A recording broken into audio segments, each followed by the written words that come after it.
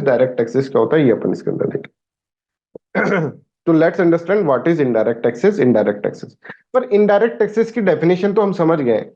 Indirect taxes से पहले हम एक इनडायरेक्ट टैक्स को समझने की कोशिश करते हैं, that is known as value added tax. ऐसे ही एक तरह से हम सीक्वेंस बना रहे हैं। वैल्यू एडेड टैक्स डायरेक्टली हम इसको समझ रहे हैं कि वैल्यू एडेड टैक्स क्या होता है, वैट क्या होता है। क्योंकि जब तक वैट को नहीं समझ पाओगे, जब तक जीएसटी को नहीं समझ पाओगे। तो जीएसटी को, गुड्स एंड सर्विसेज टैक्स को समझने के लिए पहले आपको वैल्यू एडेड टैक्स के बारे में समझना होगा। हम ये नहीं पढ़ रहे कि भारत के अंदर क्या सिस्टम चल रहा है। भारत के अंदर सिस्टम समझने के लिए तो हमको कल की क्लास का वेट करना पड़ेगा। हम ये समझ रहे हैं कि वैल्यू एडेड टैक्स नाम की चीज क्या होती है, जो क्योंकि वैट जो समझोगे तभी जीएसटी समझ में आएगा। समझ में आ रहा है। हमें ये समझना होगा कि सैन वैट, मॉड वैट जो पहले लगता था वो क्या सिस्टम है ना, सेंट्रल वैट, मॉडिफाइड वैट, वो क्या सिस्टम है। फिर जाके हमको गुड्स एंड सर्विसेज टैक्स समझ में आएगा। मतलब हम गुड्स एंड सर्विसेज टैक्स समझना चाहते हैं, ये हमारा मेन गोल है, ये एंड है हमारा। बट उसके लिए हमको मींस रिक्वायर्ड जो है, ठीक है, that is what value added tax समझ ले साहब हम।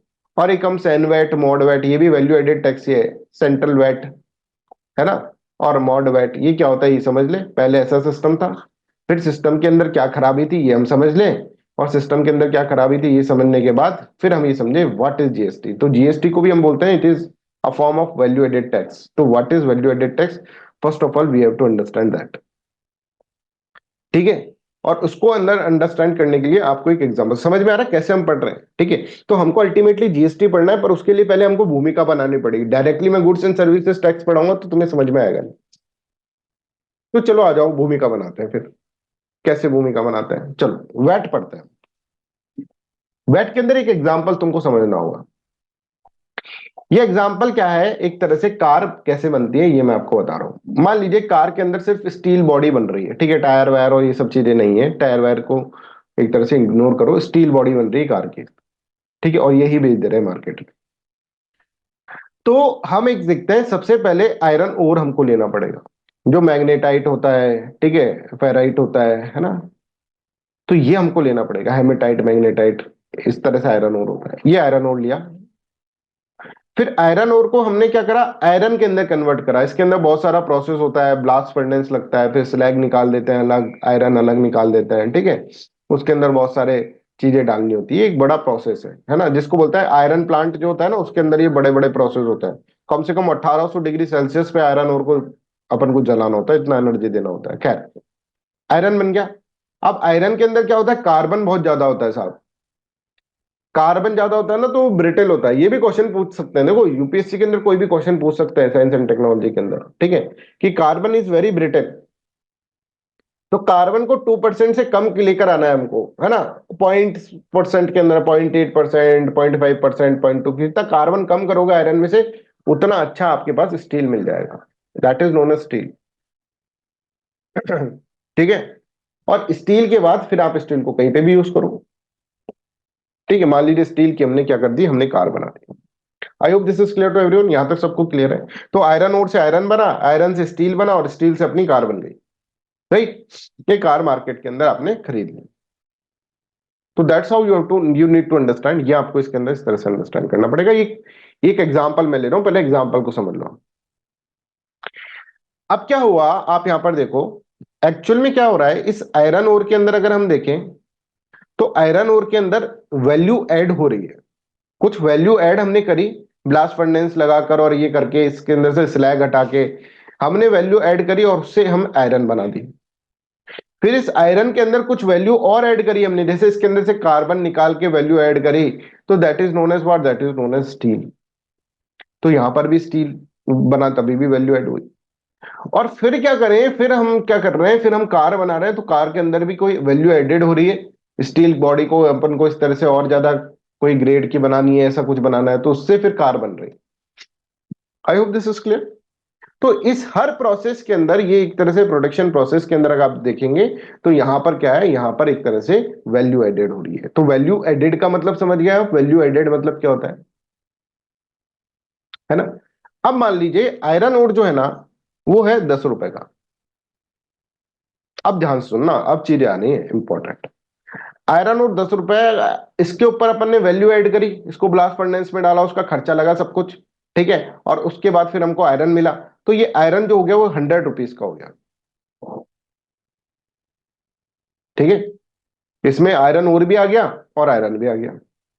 समझ में आ रहा है?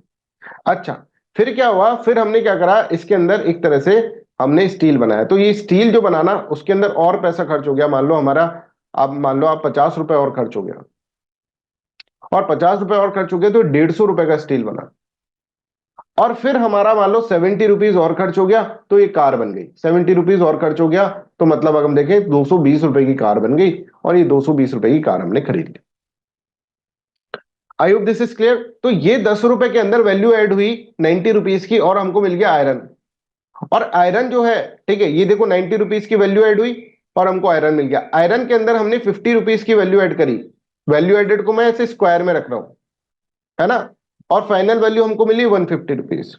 150 रुपीज के अंदर हमने 70 रुपीज ऐड करे, 70 रुपीज ऐड करे, तो हमको ये फाइनल वैल्यू मिल गई 220 रुपीज की। इसका मार्केट के अंदर प्राइस खरीद लिया। ठीक है, अब देखो टैक्स लगाने के दो तरीके हैं, इनके ऊपर, प्रोडक्ट के ऊपर टैक्स कैसे लगाएं। तो दो तरीके हैं साहब। दो तरीके कैसे, कि सबसे पहले हम क्या करें, कह दें कि जो प्रोडक्ट है उसके ऊपर जो है, उसके आउटपुट के ऊपर जो टैक्स लगेगा, जिसको हम सेल्स टैक्स कहते थे, है ना, पहले। अभी देखो मैं ये नहीं पढ़ा रहा हूं, बिल्कुल ट्राई टू अंडरस्टैंड, ये नहीं पढ़ा रहा हूं मैं कि हमारे देश में क्या चल रहा है। हमारे देश में तो कुछ और ही चल रहा है। अभी मैं तुमको एक कॉन्सेप्ट समझा रहा हूँ, वैल्यू एडेड टैक्स क्या है ना। तो सबसे पहले आप देखो, एक दो तरीके हैं, एक तो वैल्यू एडेड टैक्स है और एक है आउटपुट टैक्स। आउटपुट टैक्स क्या है ये समझ लेते हैं पहले अपन, फिर अपन समझेंगे वैल्यू एडेड टैक्स क्या होता है। फिर वैल्यू एडेड टैक्स अच्छे से समझ जाएंगे ना, फिर जाकर हम क्या कर पाएंगे, जीएसटी समझ पाएंगे। ऐसा समझाने की कुछ कोशिश कर रहा हूं, तो अभी प्लीज ट्राई टू अंडरस्टैंड। अभी हमको ये वैल्यू एडेड टैक्स को समझना है। ठीक है, अभी हम जीएसटी नहीं समझ रहे, कई कई कभी को और कंफ्यूजन हो जाता है, इसलिए मैं आपका कंफ्यूजन पहले हटा दे रहा हूं। अभी हम कोई चीज समझ रहे हैं, कोई प्रिपरेशन कर रहे हैं, किसको, जीएसटी को समझने के लिए। जीएसटी छोटी मोटी चीज नहीं है, उसको समझने के लिए प्रिपरेशन करनी पड़ रही है। तो we are doing the preparation. तो आउटपुट टैक्स मतलब कि पहले आउटपुट के ऊपर कहते हैं कि जो आउटपुट है ना उसके ऊपर टैक्स लगा दो। तो उसके ऊपर मान लो आपने 10% टैक्स लगा दिया। ठीक है, किसके ऊपर, आयरन ओर के ऊपर। आयरन ओर के ऊपर कितना टैक्स लग गया, 1 रुपीज का टैक्स लग गया आयरन ओर के ऊपर। आयरन ओर, फिर आयरन का देखा, आयरन तू कितना है, 100 है, ये देखो आउटपुट 100 आ रहा है, तो तेरे ऊपर टैक्स लगा देते हैं हम। 100 के ऊपर 10%, 10% टैक्स लगेगा, 10 रुपीज आयरन के ऊपर लगा दिया। फिर तेरे से पूछा, अरे भाई तू कितना है, 150, 150 आउटपुट आ रहा है, तो 150 के ऊपर यहाँ पे 10% टैक्स लगा दिया, ये लो 15। ये किसके ऊपर टैक्स लगा दिया हमने, स्टील के ऊपर। ठीक है, स्टील के ऊपर टैक्स लगा दिया। फिर ये देखा कि भाई इसके ऊपर कितना टैक्स आ रहा है, 220 आउटपुट आ रहा है, तो कुछ मत देखो, आउटपुट के ऊपर टैक्स लगाना, तो 22 रुपीज इसके ऊपर टैक्स लगा दिया। मान लो सबके ऊपर 10% टैक्स लग रहा है। बहुत बढ़िया सर, बहुत बढ़िया, बहुत बढ़िया। तो टोटल टैक्स जो पे करना पड़ा, ठीक है, इस पूरे प्रोसेस के अंदर, कार बनने के प्रोसेस के अंदर टोटल पे जो टैक्स करना पड़ा, वो करना पड़ा 22 प्लस 15 प्लस 10 प्लस 1। कितना हुआ, 5 6 7 8, और 2 3 4, 48 रुपीज का टैक्स पे करना पड़ेगा।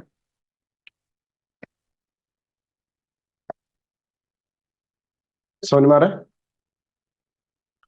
पर अब तुम ध्यान से देखो, एक बात को ध्यान से समझना, ये आयरन के ऊपर जो तुम टैक्स पे कर रहे हो, क्या ये टैक्स का कुछ पार्ट तुम पहले नहीं पे कर चुके आयरन ओर पे। आप 10 रुपए पे कर रहे हैं, 1 रुपए आप पहले पे कर चुके हो ना, है ना। ये 100 रुपए का आयरन है, जिसमें 10 रुपए का तो क्या था, 10 रुपए का आयरन ओर था। तो आयरन ओर पे आपने टैक्स पे कर दिया 1 रुपीज। पर अगेन आयरन के ऊपर कितना टैक्स पे करा आपने, 1 + 9, तो ये 1 रुपीज तो पहले आप पे कर चुके हो ना। आयरन एक्चुअली में, ये जो वैल्यू थी 90 रुपीज वाली जो वैल्यू थी, इसके ऊपर आपको टैक्स पे करना चाहिए था ना, क्योंकि 10 के ऊपर तो आप पहले ही कर चुके हो टैक्स।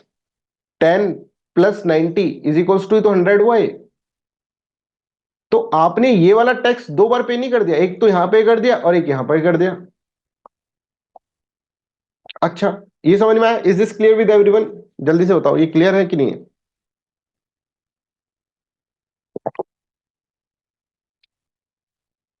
इज दिस क्लियर, सबको क्लियर है ना। किसी को डाउट है तो चलो, डाउट है तो बता दो। Anybody is doubt? नहीं है। अच्छा, अब यहां पर देखते हैं, 15 रुपीज का टैक्स आपने पे करा स्टील पे, तो आप बड़े खुश होते हैं, पर आप यहां पर देखेंगे आपने यहां पर कितने रुपए का टैक्स पे कर दिया। ठीक है, एक तो आपने 1 रुपए का पे करा है आयरन वाला, एक आपने 9 रुपीज का पे करा है किसका, आयरन ओर वाला 1 रुपए का पे कर दिया, आयरन वाला 9 रुपीज का पे कर दिया, और फिर आपने इसके ऊपर फिर 5 रुपीज का और टैक्स पे करा। अल्टीमेटली आपको ये जो टैक्स है वो तो पहले पे हो चुका है 2 बार, ये देखो, एक इधर पे कर दिया, एक इधर पे कर दिया, फिर तीसरी बार पे कर रहे हो आप। ये 100 रुपए के ऊपर तो आप टैक्स पे कर चुके हो ना, और 100 रुपए के ऊपर, एक तो 1 रुपए के ऊपर तो 2 बार टैक्स पे, 10 रुपए के ऊपर तो 2 बार टैक्स पे कर चुके हो तुम, अभी तीसरी बार पे कर रहे हो, और 9 रुपीज का टैक्स यहां पर पे कर चुके हो ना। अल्टीमेटली ये 50 रुपीज के ऊपर टैक्स पे करना चाहिए था आपको, क्योंकि ये तो आप, पर आप क्या कर रहे हो, आयरन ओर का भी पे करो, जब स्टील का पे कर रहे हो तो मतलब आयरन ओर का भी पे कर रहे हो, आयरन का भी पे कर रहे हो, और फिर स्टील का भी पे कर रहे हो। यहां पे देखो 22 रुपीज, 22 रुपीज में भाई ये भी आ गया जो 15 रुपीज आपने पे करा, समझ में आ गया, ये भी आ गया और ये भी आ गया, तीनों आ गया इसके अंदर 22 रुपीज के अंदर, और ये भी आ गया जो 70 रुपीज के ऊपर आपने पे करा। तो आप देख रहे हैं एक प्रोडक्ट पे यहां तक आते आते तो आपने आयरन ओर पे 4 बार टैक्स पे कर दिया, गवर्नमेंट के पास 4 बार पैसा आ गया आयरन ओर के लिए, और आयरन के लिए यहां पर आते आते तो 3 बार टैक्स पे कर दिया, एक बार यहां करा, एक बार यहां करा, एक बार यहां करा। समझ में आ रहा है? Is this clear with everyone?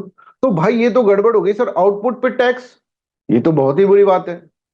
इसलिए कॉन्सेप्ट आया वैल्यू एडेड टैक्स के ऊपर, कि भाई टैक्स ऐसे पे नहीं करना चाहिए, हमें टैक्स एक्चुअल में यहां पर कितना, जैसे यहां पर 1 रुपए पे कर दिया, तो 1 रुपए को वापस पे नहीं करेंगे, हम वैल्यू एडेड पे करेंगे, फिर हम 90 रुपीज पे करेंगे। फिर हम यहां पर 1 रुपए करा तो यहां पर 90 रुपीज के ऊपर 9 रुपीज ही करेंगे यहां पर पे। फिर हमने ये 9 रुपीज और 1 रुपीज पे कर दिया, मतलब 100 रुपीज का हमने पे कर चुके हैं पहले। तो अब हम तीसरा जो स्टेप होगा वो सिर्फ 50 रुपीज का पे करेंगे, 150 का नहीं करेंगे, आउटपुट पे ना करके वैल्यू एडेड पे करेंगे, ये है वैल्यू एडेड। इसके ऊपर करा मतलब हम 5 रुपीज का टैक्स पे करना चाहिए हमें।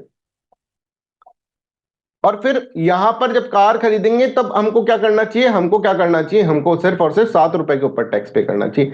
एक्चुअल में जो टैक्स पे करना चाहिए वो है 9, 10, 10 और 5 15, और 7 22 रुपए, जो कि ये फाइनल प्राइस है, इसका 10% करना चाहिए। हम कितना कर रहे हैं, 48 रुपीज कर रहे हैं। जब हम आउटपुट टैक्स के ऊपर जा रहे हैं तो हमको 48 रुपीज टैक्स पे करना पड़ रहा है। Are you getting my point? 48 rupees tax, कितना ज्यादा टैक्स है। और जब हम वैट पे कर रहे हैं, वैल्यू एडेड टैक्स पे कर रहे हैं, तब जाके रियल सेंस में हम टैक्स पे कर रहे हैं सब, तब कम टैक्स पे किया जा रहा है। जो जो वैल्यू एडेड पे है, ये देखो, ये वैल्यू एडेड हो गया, ये वैल्यू एडेड हो गया, और ये वैल्यू एडेड हो गया, और ये 10 रुपए का तो रॉ मटेरियल था ही, इसके ऊपर वैल्यू एडेड हुआ 9 रुपीज का, इसके ऊपर वैल्यू एडेड हुआ 5 रुपीज का टैक्स पे कर दिया अपन ने, 50 रुपीज का वैल्यू एडेड हुआ, 5 रुपीज का टैक्स पे कर दिया, इसके ऊपर 70 रुपीज का वैल्यू एडेड हुआ, यहाँ पर अपन ने 7 रुपीज पे कर दिया। This is known as value added tax. तो कौन सा तुमको अच्छा लग रहा है, ए लग रहा है या बी लग रहा है? ऑब्वियसली लॉजिकली तो सर बी सही लग रहा है, और सर हम तो कंज्यूमर है, हमको तो बी सही लगेगा। हम क्यों फालतू का टैक्स इतना सारा पे करें सर, अल्टीमेटली हमारी तो जेब से रहेगा ये, शॉपकीपर की जेब से तो जाएगा नहीं। तो ये सब चीजें जो हैं, ये आपको इसके अंदर देखना है कि आउटपुट के ऊपर जो टैक्स है वो इस तरह से बन रहा है, राइट, और वो एक तरह से इसका डबल से भी ज्यादा है। 44 होता है डबल तो 22 का, ये तो 48 है। तो ये कॉन्सेप्ट आया वैल्यू एडेड टैक्स का। I hope this is clear to everyone, यहां तक सबको क्लियर है what is value added tax? तो value added tax is not the tax on the output, this is the tax on what, this are the tax on the value added. पहले आपको पता है अपन ये टैक्स पे करते थे पहले, वैल्यू एडेड टैक्स तो अपन ने बहुत बाद में यूज करा है, पहले हम ये टैक्स करते थे पे। समझ में आ रहा है? और स्टेट ने तो 2005 के बाद वैल्यू एडेड टैक्स करा है, और सेंटर ने थोड़े थोड़े प्रोडक्ट्स के ऊपर 1986 में लगाने लगा। बहुत बड़ा कॉम्प्लेक्स सिस्टम था भाई टैक्सेशन का, इतना ज्यादा। आप देखो इसके अंदर क्या हो रहा है, बार बार में, अगर आप देखेंगे इसके अंदर रिपीटेशन ऑफ टैक्स हो रहा है, बार बार में टैक्स आपको पे करना पड़ रहा है। समझ आ रहा है? तो that's how you have to understand value added tax का मतलब क्या होता है। Is this clear? अभी पूरा हुआ नहीं है, अभी हम पूरा इसको पढ़ेंगे, राइट? तो अभी हम आउटपुट टैक्स और वैल्यू एडेड टैक्स के बीच में हम अंतर समझे। अब चलो इसको थोड़ा सा और अंडरस्टैंड करते हैं। ठीक है, अभी तक किसी को कोई डाउट है तो पूछ लो, क्योंकि आगे की चीज फिर समझ में नहीं आएगी। हम एक बहुत ही सिक्वेंशली पढ़ा रहे हैं, कब जीएसटी तुमको समझ में आ जाएगा तुम्हें ही नहीं पता चलेगा। अरे जीएसटी तो बड़ा इजी था सर, इतना कॉम्प्लेक्स बनाकर हम ऐसे ही कर रहे थे। ठीक है, अभी किसी को डाउट हो तो मैं I am giving you the time, just ask the doubt. वैसे होगा नहीं, इतने सिंपल तरीके से पढ़ा देंगे सब कुछ, कोई डाउट ही नहीं होगा। कॉम्प्लेक्स सब्जेक्ट को, कॉम्प्लेक्स चीज जो होती है ना, उसको पढ़ाने तो मेरे को और मजा आता है, क्योंकि उसको टुकड़ों में पढ़ाना पड़ता है ना। और टुकड़ों में पढ़ाकर एकदम से फिर जब स्टूडेंट्स को समझ में आ जाता है, अरे इसमें तो कुछ नहीं था, टुकड़ों में पढ़े। कोई भी कॉम्प्लेक्स चीज हो, जैसे डाइजेशन होता है, डाइजेशन मैंने पढ़ाया था ना। तो डाइजेशन होता है तो उसके अंदर क्या होता है, उसके अंदर जो कॉम्प्लेक्स कंपाउंड होता है उसको सिंपल कंपाउंड में तोड़ा जाता है। सिंपल सब्सटेंस के अंदर जो कॉम्प्लेक्स सब्सटेंस को सिंपल सब्सटेंस में तोड़ना ही डाइजेशन होता है। इसी तरह से कोई प्रॉब्लम, बड़ी प्रॉब्लम आ जाएगी, बड़ी प्रॉब्लम आ गई, तो बड़ी प्रॉब्लम आ गई तो उसको छोटी प्रॉब्लम्स में पहले दौड़ना पड़ेगा, उसको सिस्टमेटिकली समझना पड़ेगा। पहले इसको सॉल्व करो, फिर इसको सॉल्व करो, फिर इसको सॉल्व करो। हमारा शरीर भी तो ऐसे ही वर्क कर रहा है। पूरा जो डाइजेशन है, हम खाना खा रहे हैं कार्बोहाइड्रेट की फॉर्म के अंदर और निकाल दे रहे हैं CO2।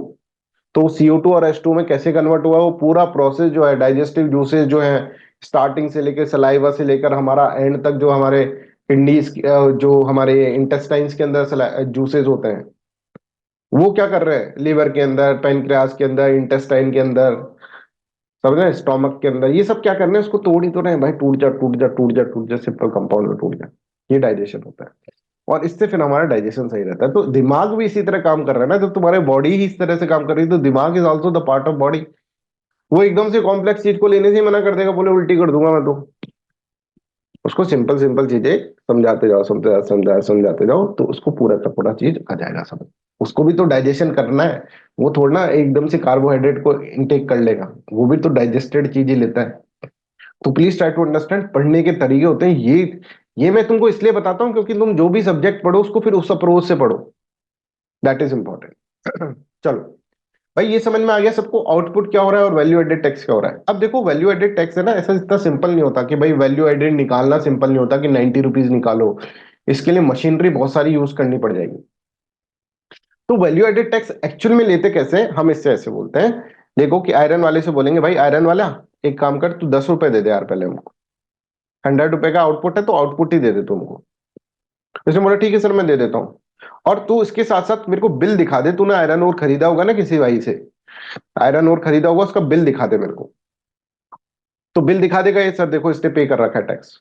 अच्छा इसने पे कर रखा है टैक्स, तो ले भाई 1 रुपए में तेरे को वापस लौटा दूंगा। पर पहले मैं तेरे से 10 रुपए लूंगा, गवर्नमेंट कह रही है कि पहले I will take 10 rupees from you, then I will see the invoice of iron ore. और आयरन ओर की इनवॉइस करके मैं तेरे को 10 रुपए में से 1 रुपए रिन्वर्स कर दूंगा, रिम्बर्स कर दूंगा, वापस दे दूंगा। ऐसा ही होता है। ITR फाइल करते हैं तो पूरे बिल बिल लगाते हैं, और फिर उसके अंदर क्या होता है, उसके अंदर 1 रुपए वापस हो जाता है। गवर्नमेंट को ये पता होना चाहिए कि इसने आयरन ओर वाले ने टैक्स दिया है कि नहीं दिया। अच्छा ठीक है। फिर क्या हुआ, फिर स्टील के पास गया, स्टील वाले के पास गया, स्टील वाले ने बोला साहब कितना टैक्स दूं। गवर्नमेंट ने बोला तो अभी 15 रुपए मेरे को टैक्स दे दे भाई। उसने बोला सर 15 रुपए क्यों, मैं तो 5 रुपए दूंगा, मेरा तो वैल्यू एडेड। बोले रुक तो सरी, तो एक काम कर, आयरन और वाल आयरन से लिया, आयरन लिया होगा ना तूने इसको बनाने के लिए। बोले हाँ सर लिया था ना मैंने आयरन। तो वो आयरन जो है ना, उस वाले से इनवॉइस लिया होगा, बिल दिया होगा उसने, कुछ बिल दिखा दे मेरे को। एक बार बिल आ गया तेरे पास तो मेरे को पता चल जाएगा उसने टैक्स पे करा है कि नहीं करा। इसने टैक्स पे कर दिया है कि मान लीजिए अगर इसने 9 रुपीज पे कर दिया है और 1 रुपीज के पास इसने पे कर दिया है, तो मैं तेरे को क्या करूंगा, मैं तेरे को 10 रुपए लौटा दूंगा। ठीक है। ये कार के पास गए, बोले भाई तेरा आउटपुट कितना है, 220 रुपए साहब। 220 रुपए तो 22 रुपए दे दे। कार वाला फिर बोलेगा साहब क्या बात कर, तो आप वैट ले रहे हो और बोले रुक तो जा, तेरे से लेंगे हम 7 रुपए ही, पर तू हमको पहले बिल दिखा दे कि तूने 15 रुपए का एक तरह से स्टील लिया है यहाँ से। तो हम तुम्हारा 22 रुपए, तुम्हारा 15 रुपए लौटा देंगे वापस, बस खुश। तो ये जो लौटाना है पैसे का, that is known as input tax credit. I hope this is clear. तो ऐसे वर्क होता है।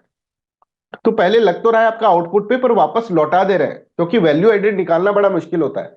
इससे ना बहुत सारी चीजें सॉर्ट आउट हो गई। आप देखोगे अगर ऐसी सीरीज बन गई है ना, तो मान लो आयरन वाला, मान लो स्टील वाला है, ठीक है, स्टील वाले से हमने पहले 15 रुपए ले लिए। अब देखना मजा, स्टील वाले से 15 रुपए ले लिए।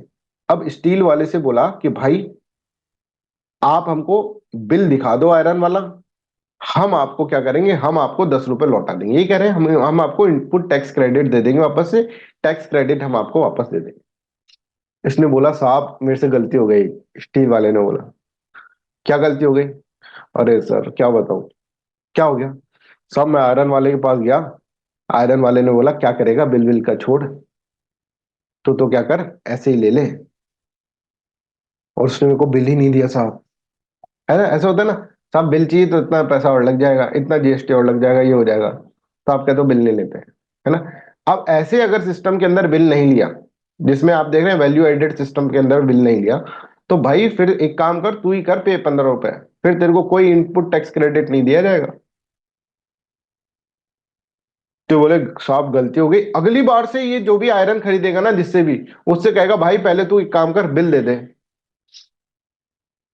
बिल दे रहा है कि नहीं दे रहा? आयरन वाला अरे क्या करेगा बिल लेके, छोड़ना है। बोले नहीं नहीं भैया, ऐसे नहीं, मेरे को फिर नीचे 15 रुपए देने पड़ जाते हैं, वो लोग बिल मांग रहे हैं, बिल नहीं दूंगा तो 15 रुपए मेरे को पे करने पड़ जाएंगे। तो आप देखें एक स्ट्रीमलाइन सिस्टम नहीं हो गया, सब लोग बिल, बिल वाला सिस्टम ही ले रहे हैं। नहीं पहले तो ऐसे बोलते थे बिल का क्या करेगा भाई, तेरे को टैक्स पे करना पड़ेगा, छोड़ना यार, अपन दोनों के बीच की बात है, गवर्नमेंट को क्यों दे।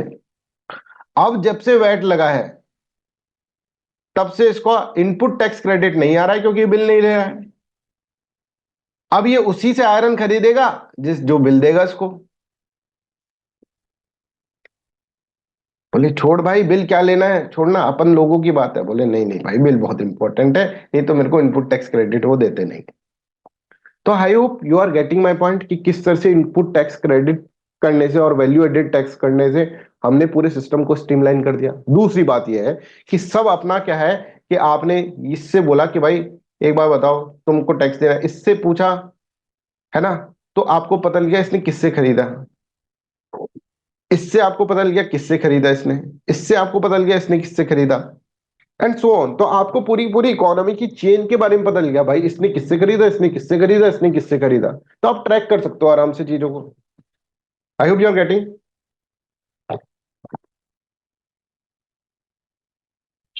ठीक है, आप ट्रैक कर सकते हो आराम से चीजों को। जब आउटपुट पे ले रहे थे तो फर्क नहीं पड़ रहा था ना बिल ले कि नहीं ले, क्योंकि 15 ही देने हैं, जब क्यों बिल ले। तो गवर्नमेंट को एक तरह से लॉस हो रहा था ना, कोई बिलिंग ही नहीं मेंटेन कर रहा है, तो बिल पे मेंटेन नहीं कर रहा तो फिर कैसे होगा। सिस्टम बड़ा ही कंबरसम प्रोसेस हो गया। समझ में आ रहा है?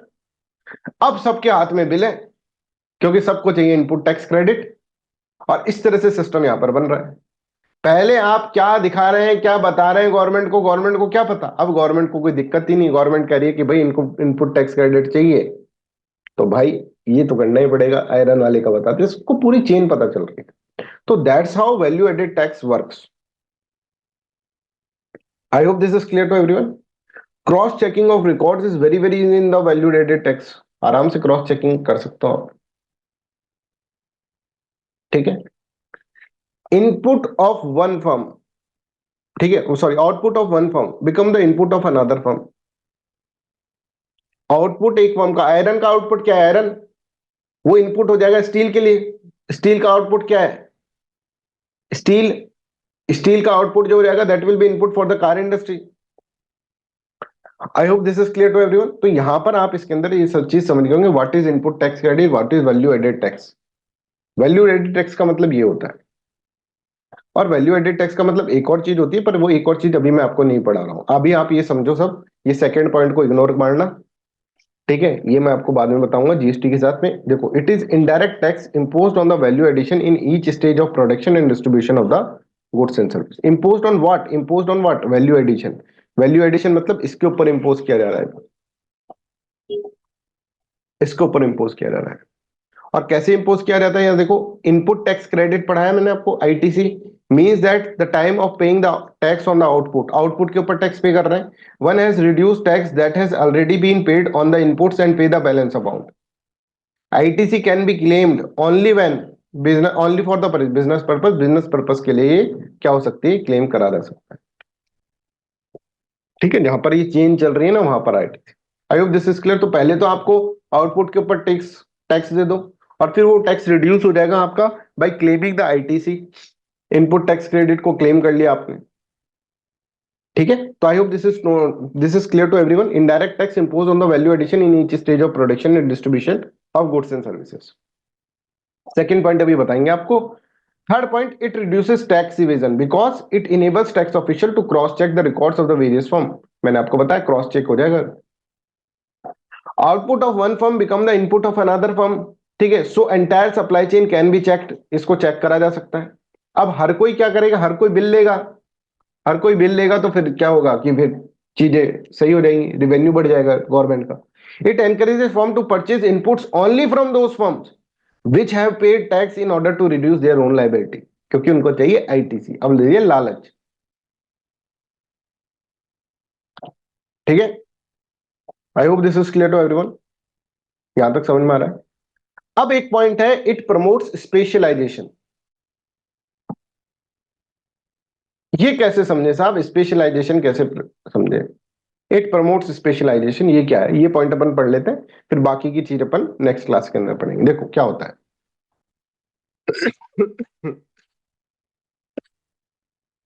स्पेशलाइजेशन का मतलब क्या है, ऐसा समझो कि मान लो ये जो प्रोसेस है, इस प्रोसेस में सबसे ज्यादा बर्डन किसके ऊपर हो रहा है, सबसे ज्यादा बर्डन इसके ऊपर हो रहा है, इसको भाई को, जो आउटपुट टैक्स वाला प्रोसेस है, इसको क्या करना है, इसको इसका भी देना है, इसका भी देना है, इसका भी देना है, सबका देना है, सबका पे करना है, और खुद का भी पे करना है। खुद का 70 था इसका वैल्यू एडेड, तो 7 रुपीज तो पे करना है, और फिर बाकी सबका पे करना है। इसका भी आयरन ओर वाला भी पे कर रहा है, ये भी कर रहा है आयरन ओर वाला, ये भी कर रहा है, ये भी कर रहा है, और ये भी कर रहा है। ठीक है, फिर ये आयरन का भी, पर ये क्या कर रहा है, आयरन वाले को तो ज्यादा दिक्कत नहीं आ रही ना, आयरन वाले को तो दिक्कत ये आ रही बस को आयरन ओर का और पे करना पड़ रहा है 1 रुपीज, और बाकी तो ये खुद का पे कर रहा है। इसको ये दिक्कत आ रही है कि नहीं भाई, इसको आयरन ओर वाले का भी पे करना पड़ रहा है, इसको इसका भी पे करना पड़ रहा है, आयरन का भी, इसको एक बर्डन और बढ़ गया। आयरन वाले ने पे कर दिया, फिर भी इसको और पे करना पड़ रहा है, और खुद का भी पे करना पड़ रहा है। समझ में आ रहा है? तो इसको पे तो ये करना था, पर इसको ये भी पे करना पड़ा, ये भी पे। इस भाई की तो बहुत ही हालत खराब है, इसको तो खुद का भी पे करना पड़ रहा है 7, इसको आयरन ओर का भी पे करना पड़ रहा है, देखो इसको इसका भी पे करना है, इसको एक तरह से स्टील का भी पे करना पड़ रहा है। तो मतलब जैसे जैसे आगे बढ़ता जा रहा है ना, वैसे वैसे बर्डन बढ़ता जा रहा है। समझ में आ रहा है? तो मान लो यहां पर एक और प्रोसेस होना था, है ना, एक स्टील की ग्रेड और अच्छी से बननी थी, है ना, स्टील और अच्छे से बनना था। एक स्टील मतलब ये स्टील जो था ये थोड़ा सा ब्रिटल रह गया था, इसके अंदर और थोड़ा सा वैल्यू एडेड करके एक और स्टील बनाना था। पर कंपनी सोचेगी यार स्टील बना तो देंगे हम, कोई दिक्कत नहीं है, उससे क्या है कार की स्ट्रेंथ भी बढ़ेगी, बट इससे हमको टैक्स देना पड़ेगा, इसका भी, इसका भी, और इसका भी, है ना, ये भी दे रहे हैं पर हमें भी देना पड़ेगा। तो वैल्यू एडेड करने में दिक्कत आ रही है अब, कि स्पेशलाइजेशन करने में, कि एक स्पेशल स्टील बनाते हैं, चलो वो कहेगा रहने दो यार, क्या स्पेशल स्टील बनाना, स्पेशल स्टील बनाने के चक्कर में क्या होगा, इन सब के ऊपर इन सब का टैक्स भी अपन को देना पड़ेगा, ये तो दे ही रहे, अपन को भी देना पड़ेगा। तो यहां पर एक स्टेज और बनेगी ना तो दिक्कत हो जाएगी। I hope you are getting this one, क्योंकि जितनी ज्यादा स्टेजेस बन रही हैं, और ये देखो ये एक बार स्टील बन गया, इसका भी स्पेशलाइजेशन जब तक नहीं करोगे तब तक कार की अच्छी स्ट्रेंथ नहीं बनेगी। पर ये सोचते हैं यार छोड़ो क्या स्पेशलाइजेशन करना, स्पेशलाइजेशन करने के चक्कर में जितना पैसा हम लगाएंगे उतने का तो भाई टैक्स भी तो देना पड़ेगा, भाई ये टैक्स तो हमको फ्री का देना पड़ेगा, 15 रुपए तो देना ही देना पड़ेगा। तो छोड़ो ऐसी कैसी, ये इससे ही कार बना देते हैं, फिर कार का एक्सीडेंट होगा, कार टूट जाएगी। तो स्पेशलाइजेशन क्यों नहीं करा गया, क्योंकि स्पेशलाइजेशन करते ही 15 रुपए का तो पहले से खर्चा यहां पर आ ही रहा है। समझ में आ रहा है ये सब? तो स्पेशलाइजेशन नहीं हो पा रहा है ना आउटपुट टैक्स के अंदर, लोग बाग अवॉइड कर रहे हैं। बट अगर इनपुट टैक्स क्रेडिट वाला सिस्टम चल जाए, अगर वैल्यू एडेड टैक्स सिस्टम वाला चल जाए, वैल्यू एडेड टैक्स, तो भाई इसको करने में कोई दिक्कत नहीं होगा, इसको सिर्फ वैल्यू एडेड पे देना है, फिर इसको ये 15 रुपए नहीं देना है, इसको सिर्फ वैल्यू एडेड पे देना है। तो आप देखेंगे वैल्यू एडेड टैक्स जो है that promotes specialisation. I hope this is clear to everyone. It promotes specialisation.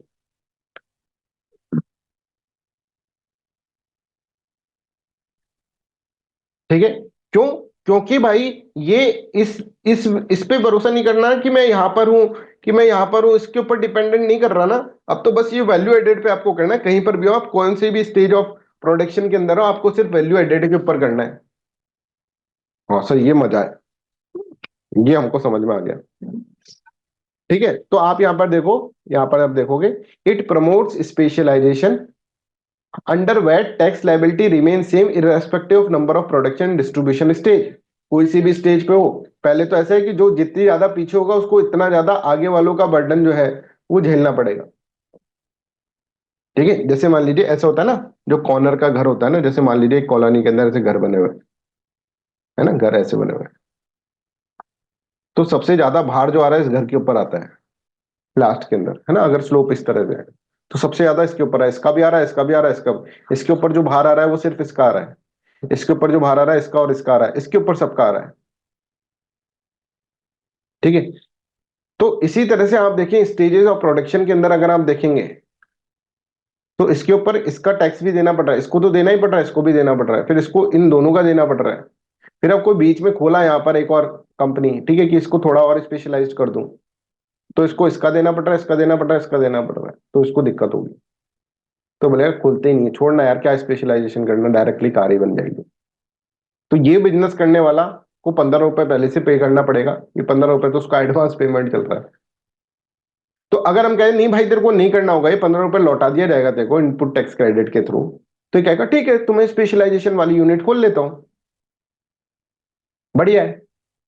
और फिर हमारी कार जो होगी वो अच्छी क्वालिटी की बनेगी, अच्छी क्वालिटी की बनेगी तो बाहर वाले लोग भी खरीदेंगे, बाहर वाले लोग खरीदेंगे तो हमारा फॉरेक्स बढ़ेगा, फॉरेक्स बढ़ेगा तो बैलेंस ऑफ पेमेंट जो होगा उसके अंदर ट्रेड बैलेंस हमारा बढ़ जाएगा। अब तो सब पता ही है आप लोगों को, डॉलर आएंगे हमारी कंट्री के अंदर। ठीक है, तो इस तरह से वैट जो होता है that promote specialization. I hope this is clear to everyone. This is all about today's class, just take a break of 10 to 15 minutes. जैसे अभी 9:25 पर अपन वापस क्लास ले रहे हैं, ठीक है, to discuss the test series. ठीक है, टेस्ट सीरीज को डिस्कस करने के 10 क्वेश्चन डिस्कस हो गए थे, 15 क्वेश्चन बचे हैं, 15 क्वेश्चन आप डिस्कस कर देंगे। ठीक है, तो just take a break of 10 minutes, थोड़ा खा पी लो, ठीक है, थोड़ा आराम कर लो, दिमाग का रिलैक्स कर लो, आपका जो जहां पर आपने शीट खोला था, शीट के अंदर लिखा था वो आप वापस कर लो, उसको मतलब वो देख लो एक बार कहाँ पर है। तो फिर अपन स्टार्ट करते हैं, 9:25 पे आपके वापस क्लास में आ रहा हूँ। ठीक है, that's all, thank you so much.